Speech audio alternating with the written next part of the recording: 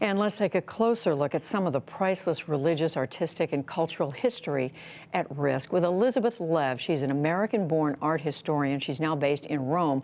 I spoke to her about 45 minutes ago via Skype. Elizabeth Lev, thank you very much for talking with us. What was your reaction when you first heard about this fire? It's a kind of shock that comes from having read about, as a historian, the destruction of monuments, the fires that have taken place in monuments hundreds of years ago. I never thought I would live through something like this. I never thought that I would personally feel that separation of a work of art that you assumed would always be there, would see me born, it would see me die. I never thought I would outlive a great work of art. We don't know yet, of course, what all has been lost, but what is at stake here? There are several hundred fire officers trying to get the works of art out of the cathedral.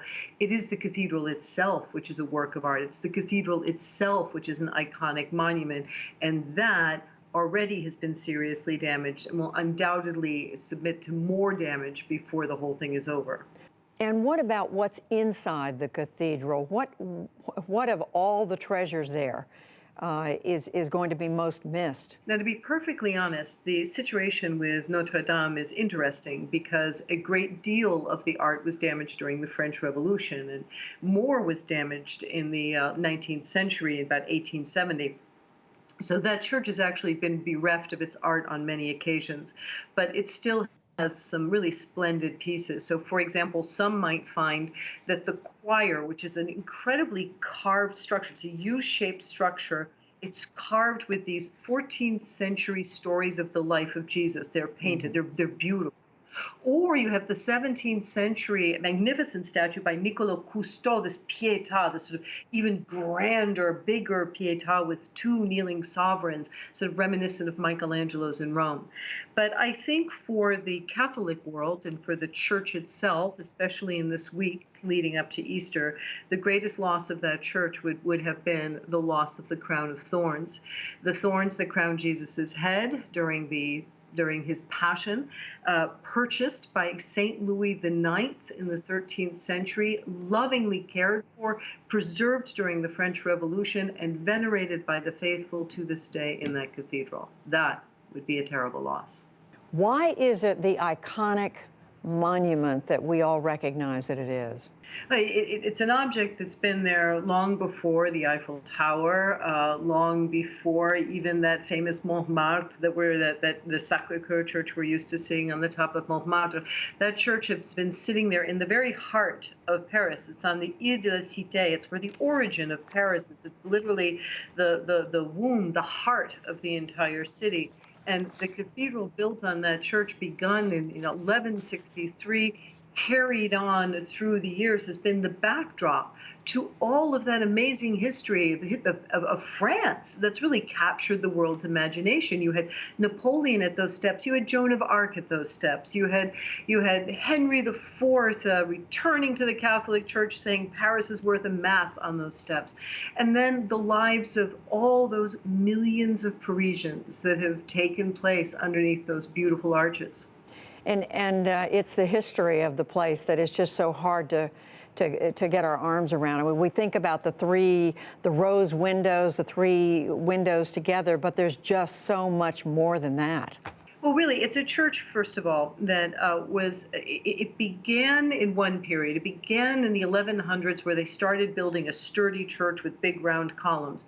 And Notre Dame was going to be the church of kings, the place where the kings of France would be married. And so it grew with these great ambitions into this brand new style called Gothic.